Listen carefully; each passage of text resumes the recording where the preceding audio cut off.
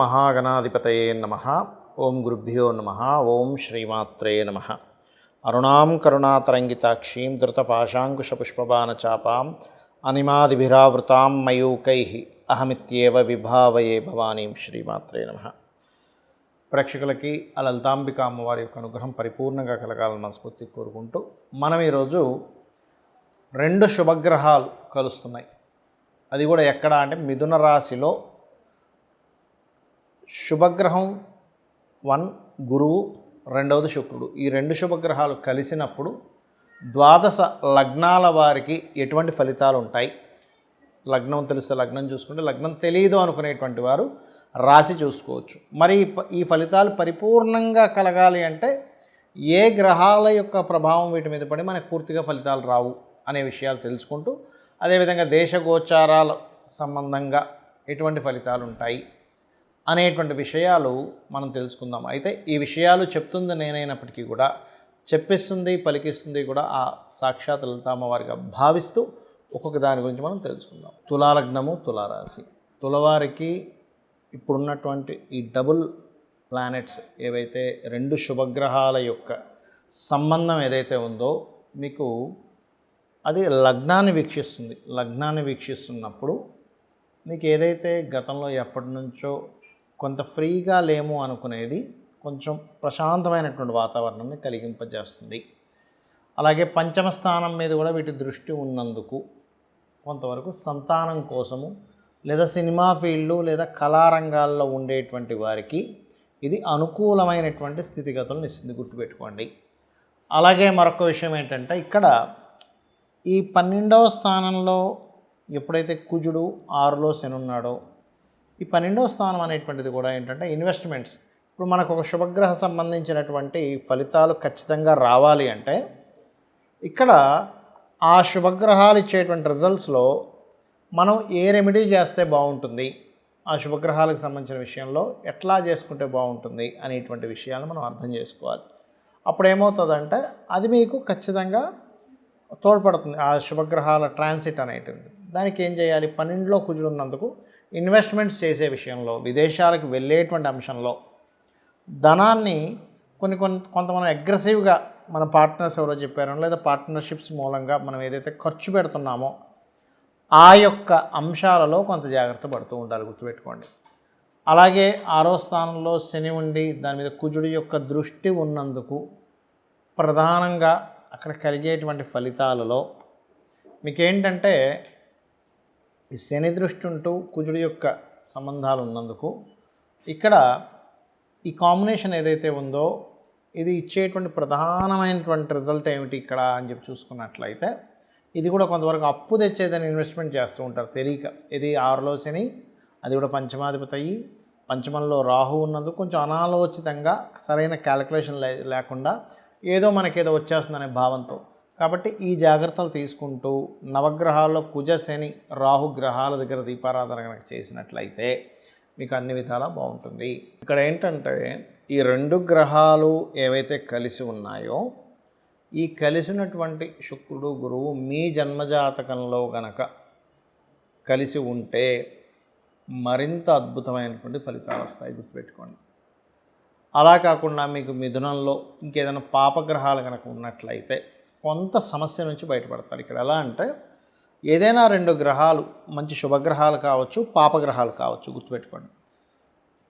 అలా 2 గ్రహాలు వీక్షణలో కానీ కంజాయిండ్ అంటే కలిసి ఉండడం కానీ జరిగినప్పుడు అది గోచారంలో కలిగినటువంటి ఫలితాలు, గోచారపరంగా ఫలితాలు ఎలా ఇస్తాయో మీ జన్మజాతకంలో కూడా ఆల్రెడీ మీకు మీ పర్సనల్ చార్ట్లో ఉంటే అది ఇంకొంచెం ఎనర్జైజ్ చేస్తుంది.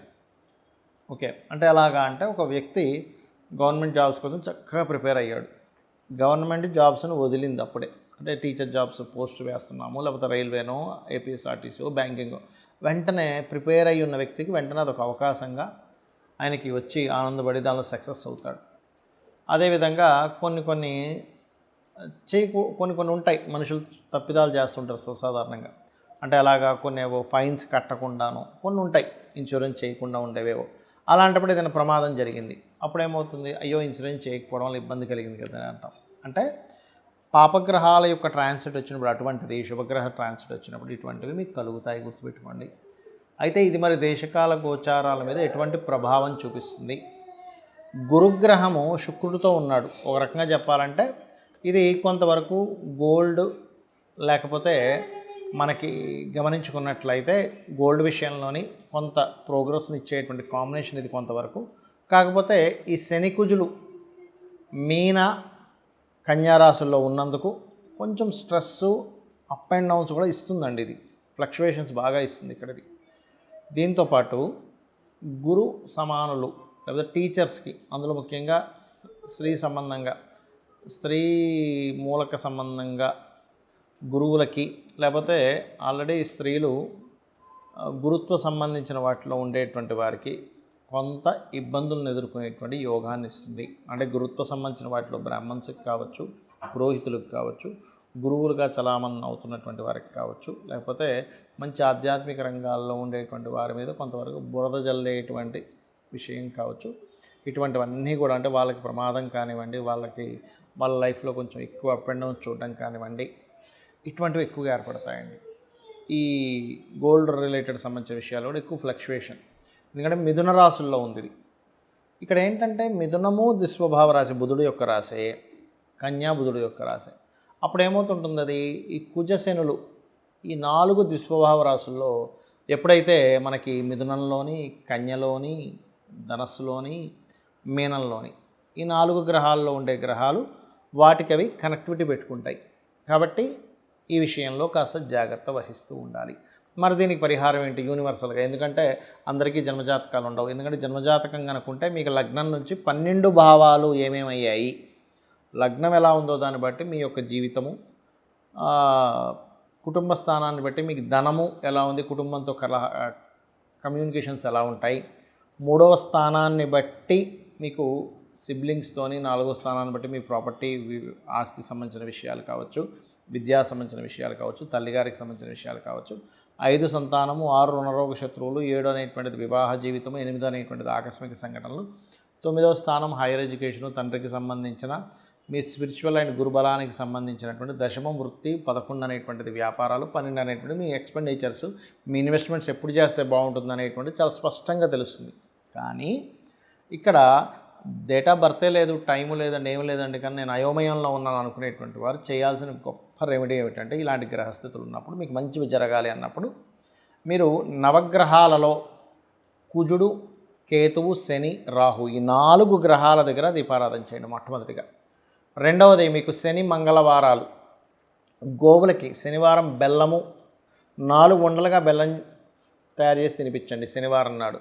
మంగళవారాలు మీరు ఏం చేస్తారంటే గ్రాసము, క్యారెట్లు గోవులకు తినిపించండి. గోవులోనే సకల దేవతలు ఉంటారు కాబట్టి ఇవి చేస్తూ అందరూ కూడా ఓం నవవిద్రుమ బింబశ్రీ న్యక్కారి రతన చదాయే నమః లేదా చండీ చేసుకోవడం, చండీ పారాయణం చేయడం, లేనట్లయితే ఆంజనేయ స్వామి ఆలయాలకు వెళ్ళడం, అందులో ముఖ్యంగా పంచముఖ ఆంజనేయ స్వామి యొక్క స్తోత్ర పఠనం కనుక చేసినట్లయితే అన్ని విధాలా మీకు బాగుండడం జరుగుతుంది. దీనివల్ల ఏంటంటే యూనివర్సల్గా కొన్ని అలజడులు కూడా వస్తాయి. కాకపోతే ఇక్కడ ఏంటంటే మనం ఒకటి అర్థం చేసుకోవాల్సింది, లాస్ట్ టైము మనకి ఈ ఇబ్బందులు వచ్చే ముందు మన యొక్క ఈ పూరీ జగన్నాథ్ ఆలయంలో ఆ గెద్దొచ్చి జెండాను ఎత్తుకుపోయింది. కానీ నిన్న మొన్న చూసినట్లయితే పూరి జగన్నాథ్ ఆలయంలో ఇంకొక అద్భుతం జరిగింది. ఎత్తుకుపోయినందుకు కొన్ని చెడు సంకేతాల వల్ల ఇబ్బంది అయింది. ఇప్పుడు ఏమైందంటే పెద్ద కుంభవృష్టి వర్షం పడుతూ స్వామివారి ప్రదేశంలో మాత్రం వర్షం పడకుండా అలా ఆగిపోయి అక్కడ ఇచ్చేటువంటి హారతికి ఎటువంటి ఇబ్బంది కలగలేదు. అంటే ఇది ఒక గొప్ప శుభ సంకేతంగా మనం భావించాలి. శ్రీమాత్రే నమః.